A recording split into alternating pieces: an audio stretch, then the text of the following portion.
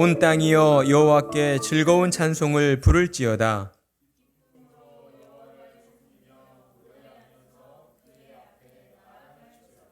여호와가 우리 하나님이신 줄 너희는 알지어다. 그는 우리를 지으신 이요 우리는 그의 것이니 그의 백성이요 그의 기르시는 양이로다.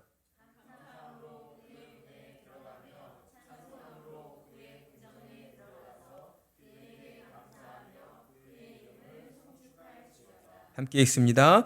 여호와는 선하시니 그의 인자하심이 영원하고 그의 성실하심이 대대에 이르리로다. 아멘.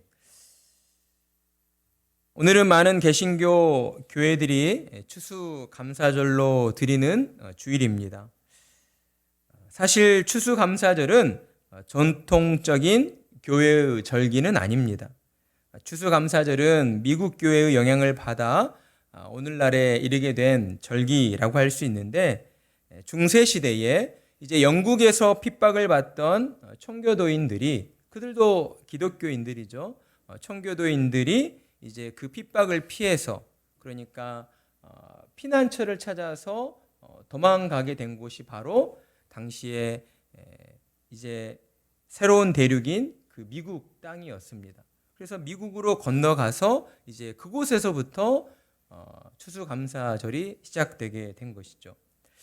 종교의 자유를 찾아서 모든 것을 버리고 미국 땅으로 건너왔지만 청교도들이 가지고 있는 것은 아무것도 없었고 할 수 있는 것도 아무것도 없었습니다. 아무것도 없는 그러한 황무지에서 그들은 이제 땅을 일궈야 했고, 그들이 먹어야 할 그러한 일용할 양식들을 직접 이제 재배해야 했던 것이죠. 그러나 이제 미국 땅이라고 하는 것은 아무도 개간하지 않은 땅이었기 때문에 가지고 간 그러한 밀이라든지 이러한 작물들이 잘 자라지 못했습니다.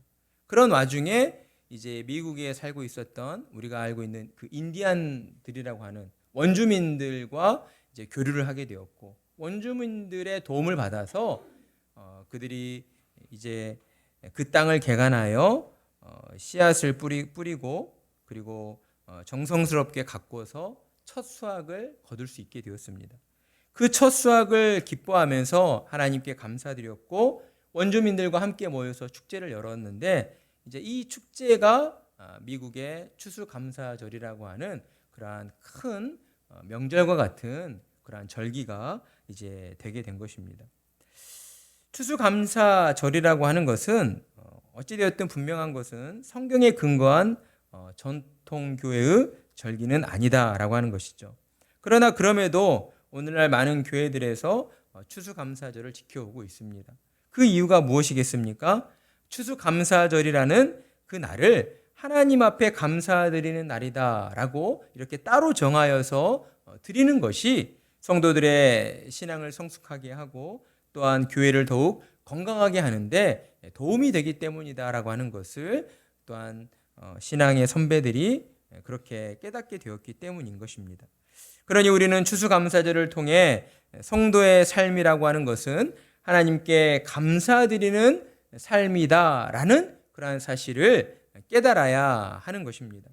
감사드리는 삶은 신앙을 가진 저와 여러분의 신앙의 기본 자세가 되어야 한다라고 하는 것이죠.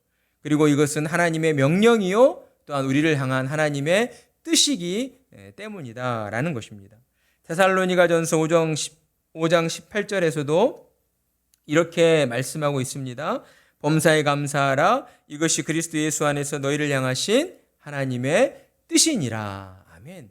범사라고 하는 것은 모든 일들 가운데에서 감사해야 한다라고 하는 의미인 것이죠. 우리에게 좋은 일이 있을 때에만 감사드린다? 그게 아니라는 것입니다. 우리가 생각할 때에 내게 있어서 그렇게 좋지 않은 그런 어떤 불행한 일들이라고 할지라도 우리는 그 일들 앞에서 하나님 앞에 감사드려야 하는 것입니다. 왜냐하면 우리의 지혜와 우리의 경험과 우리의 능력으로서는 우리를 향하신 하나님의 뜻과 하나님의 계획을 우리가 온전히 다 알지 못하기 때문이다라고 하는 거예요. 만약 저와 여러분이 하나님의 뜻을 온전히 다 알고 있다라고 한다면 우리가 하나님과 같은 존재가 되는 것 아니겠습니까? 마땅히 우리가 하나님의 뜻을 온전히 알 수 없다라고 하는 것이죠. 따라서 저와 여러분은 기쁠 때나 슬플 때나 우리의 삶 가운데에 어떠한 일이 있을지라도 그 모든 일들 속에서 하나님 앞에 감사드리는 그러한 신앙의 삶을 살아야 하는 것입니다. 그러한 의미로 시편 기자가 오늘 우리에게 감사의 시를 들려주고 있는 것이죠. 시편 기자는 먼저 1절에서 온 땅이여 여호와께 즐거운 찬송을 부르며 기쁨으로 여호와를 섬기고 노래하며 그의 앞으로 나아가야 한다. 나아가라고 우리에게 권면하고 있습니다. 먼저 여기서 온 땅이여 라는 이 말에 우리가 주목할 필요가 있어요. 온 땅이여 여호와께 즐거운 찬송을 부를지어다. 그러니까 이 표현에는 어떤 의미가 담겨져 있는가? 여기서 온 땅은 누구를 가리키는 것일까요? 온 땅은 저와 여러분만을 가리키는 표현입니까? 아니면 예수님을 믿는 모든 그리스도인들을 가리키는 표현일까요? 그것도 맞을 수 있겠지만 이 온 땅이여라고 하는 표현은 그보다 더 나아가서 이 세상에 존재하는 모든 민족들, 모든 사람들, 온 인류를 가리켜서 표현한 말이다라고 하는 것입니다. 따라서 이 말에 담겨진 의미를 저와 여러분이 깨달아야 하는데 그 의미는 무엇인가?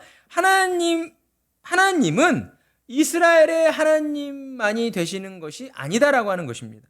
하나님은 이 땅의 모든 믿는 자들의 하나님만이 되시는 것이 아니라 어때요? 모든 민족, 온 인류의 하나님이 되신다라는 것을 우리에게 선포해 주고 있는 거예요. 하나님은 세상 만물을 창조하신 창조주이시며 또한 유일하신 한 하나님이시기 때문이다라고 하는 것입니다. 시편 기자가 모든 민족을 향해 너희는 하나님을 찬양해야 된다라고 하는 그러한 근본적인 이유가 바로 여기에 있다라고 하는 거예요. 하나님을 너희가 찬양함으로써 하나님께서 너희에게 복을 주실 거야. 그렇기 때문에 하나님을 찬양해야 돼 라고 그렇게 권면하고 있는 것이 아니라 어때요? 하나님께서는 하나님의 그 존재 자체만으로써 모든 민족들로부터 온 인류로부터 찬양받아 마땅한 분이시다라는 것을 우리에게 선포해 주고 있다라고 하는 것입니다. 저와 여러분도 때로는 하나님을 신앙한다 하면서도 하나님을 찬양해야 됩니다. 하나님을 경배해야 됩니다. 라고 할 때에 이런 말씀을 들었을 때에 우리 마음 가운데에 어때요? 하나님을 모르는 사람들과 비슷한 그러한 생각들이 우리 안에서 작용되어질 때가 있다라고 하는 것이죠. 내가 왜 하나님을 찬양해야 되지? 내가 왜 하나님을 경배해야 되지? 라고 하는 그러한 어떤 이유와 그런 어떤 원인들을 자꾸만 찾아내려고 해요. 그러다 보니까 우리의 삶 가운데에서 경험되어지는 여러 가지 어려운 일들, 복잡한 일들, 정말 간절히 바라고 원하는 그 일들을 두고 이 일들이 이루어져야 되기 때문에 내가 하나님을 찬양해야 되겠다. 내가 하나님을 경배해야 되겠다. 라고 이러한 생각들을 나도 모르는 사이에 우리도 가지게 된다라고 하는 것이죠. 여러분, 저와 여러분은 그러한 이유들만으로 하나님을 찬양해서는 안 됩니다. 우리는 그런 존재로 부름을 받지 않았어요. 하나님의 자녀로서 하나님께서 하나님 되심을 온전히 인정해 드림으로써 저와 여러분은 하나님을 찬송해야 한다라고 하는 것입니다. 그러니 저와 여러분은 이 땅을 살아가는 동안 언제 어디서나 우리 세상 만물을 창조하시고 이 모든 세상의 민족들을 다스려 주시는 그 하나님을 우리가 온 마음 다하여 찬양 드려야 하는 것입니다. 그리고 이제 2절에서는 시편 기자가 하나님 앞으로 나아가라라고 말씀을 하고 있어요. 하나님 앞으로 나아간다라고 하는 것은 어떤 의미입니까? 하나님께 예배드린다라는 의미를 가지고 있습니다. 그런데 하나님 앞에 나아갈 때에 그냥 나아가라고 말씀하고 있습니까? 무엇과 무엇으로 나아가라고 말씀하고 있나요? 기쁨으로, 그리고 또 뭐 하면서? 노래하면서. 여기서 여호와를 섬기며 그의 앞에 나아간다. 이 섬긴다라고 하는 것이 영어로는 service. 이게 이제 우리가 말하는 예배라고 하는 표현입니다. 하나님을 예배한다라고 하는 것은 결국 서비스, 하나님 앞에 우리가 하나님을 섬겨드린다라는 그런 의미가 된다라고 하는 것이죠. 하나님 앞에 나아가 하나님을 섬길 때에, 하나님께 예배 드릴 때에 저와 여러분이 어떤 자세로, 어떠한 모습으로 하나님을 섬기고 예배 드려야 하는 것인가? 어떤 모습이요? 기쁨으로 노래하면서 하나님을 섬기며 예배 드려야 한다라고 하는 것입니다. 이것이 너무나 중요하다라고 하는 거예요. 이거 하나면 충분하다라고 우리에게 말씀해 주고 있다는 것입니다. 우리의 마음 가운데에 하나님을 향한 기쁨과 감사가 가득 차 있다면 하나님께서는 저와 여러분이 드리는 예배의 장소가 허름하고 초라하다 할지라도, 우리가 드리는 그 예배의 요소 하나하나가 조금은 빈약하고 조금은 어눌하고 미비하다 할지라도 하나님께서는 그런 이유들로 우리의 예배를 기뻐 받으시지 않는 그런 분이 아니시다라고 하는 것이죠. 무엇과 무엇이 있으면 우리의 마음 가운데에 기쁨과 감사가 있으면 하나님은 우리로 말미암아 드리는 그 모든 예배를 언제 어디서나 기뻐 받아주시는 하나님이시다라고 하는 것이죠. 그러니 저와 여러분은 모든 순간 하나님을 향한 기쁨과 감사의 마음을 가지고 하나님을 예배하는 자리로 나아가야 하겠습니다. 그리고 이어지는 3절의 말씀은 이처럼 저와 여러분이 하나님을 섬기며 나아갈 때에 기쁨과 감사로 우리가 일관해야 하는 그 이유가 무엇인가? 그 이유를 우리에게 설명해 주고 있습니다. 3절의 말씀 함께 읽어볼까요? 시작. 여호와가 우리 하나님이신 줄 너희는 알지어다. 그는 우리를 지으신 이요 우리는 그의 것이니 그의 백성이요 그의 기르시는 양이로다. 아멘. 자, 이 말씀을 한마디로 정의한다면 하나님은 우리와 어떤 관계에 있는 분이신가? 하나님은 우리의 창조주이시며 하나님은 우리의 구원주이시며 또한 마지막으로 우리를 양처럼 이렇게 목양해 주시잖아요. 하나님은 우리의 아버지가 되어주시는 분이시다라고 하는 겁니다. 이런 이유들로 인해서 저와 여러분은 하나님을 언제나 기쁨과 감사로 우리가 찬송 드려야 한다라고 하는 것이죠. 여러분, 세상에 존재하는 모든 부모들에게 당신에게 있어 가장 소중한 존재는 누구입니까? 라고 이렇게 물어본다라고 한다면 뭐라 답하겠습니까? 바로 남편입니다, 아내입니다라고 답할까요? 그럴 것 같지는 않습니다. 제가 제 아내를 사랑하지 않는 것은 아닌데 그렇게 대답할 것 같지는 않다라는 세상에 존재하는 모든 부모들에게 당신에게 있어 가장 소중한 존재는 누구입니까? 라고 물어본다면 아마 대부분은 내 자녀입니다 라고 그렇게 대답을 할 것입니다.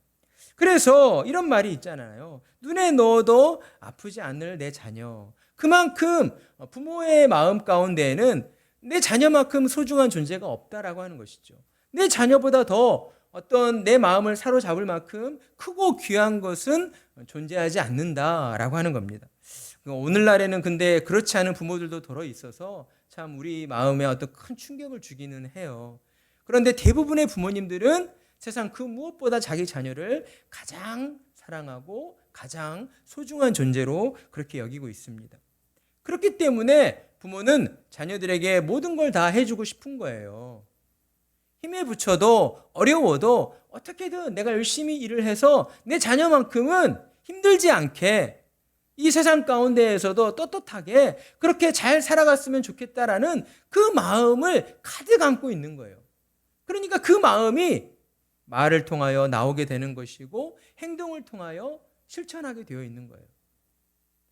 우리 하나님께서도 저와 여러분을 향하여 그런 마음을 가지고 계시다라고 하는 것이죠. 하나님에게 있어서 저와 여러분이 그만큼 소중한 하나님의 자녀들이기 때문입니다.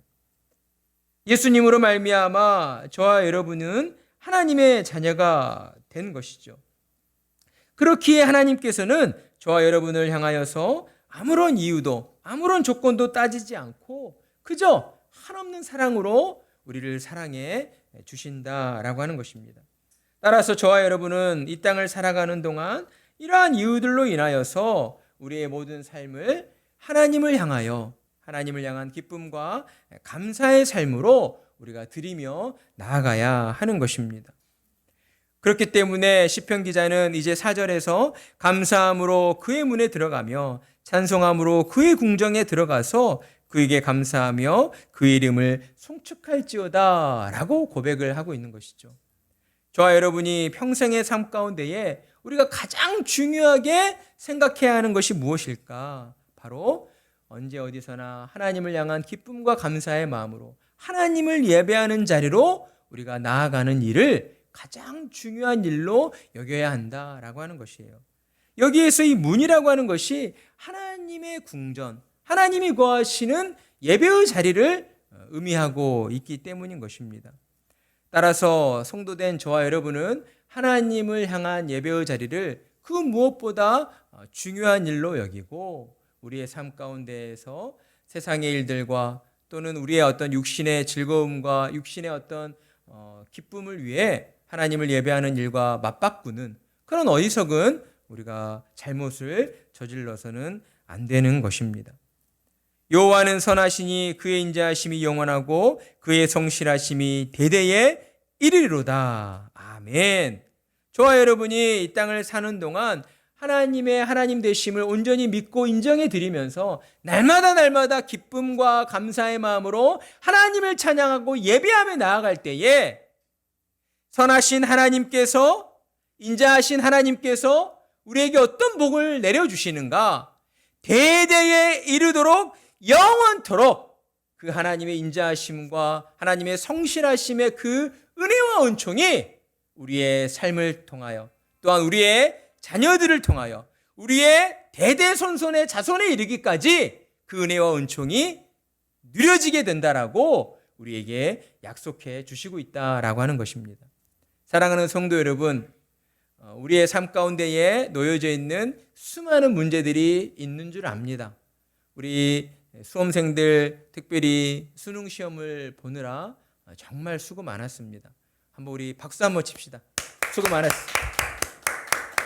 우리 수험생들을 응원하면서 또 오늘 어려운 시간을 내어서 논술 시험을 보고 온 줄로 압니다.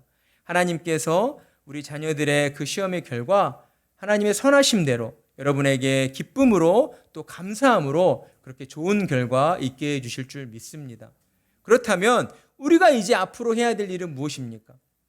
하나님의 그 은혜와 또한 베풀어 주실 하나님의 은총을 우리가 감사함으로 하나님 앞에 나와 감사기도 드려야 한다라고 하는 것이죠. 하나님께서 이루어 주심을 믿고 하나님 앞에 감사로 기도하며 나아갈 때에 진정 하나님은 우리의 기도를 기뻐 받아주시고 우리의 바램과 모든 일들을 하나님의 뜻 안에서 이루어 주시게 될 것입니다. 날마다 하나님을 향한 진실한 믿음을 가지고 기쁨과 감사로 하나님을 찬송하고 예배하며 나아가시는 참으로 복된 성도님들이 되시기를 간절한 마음으로 축복합니다.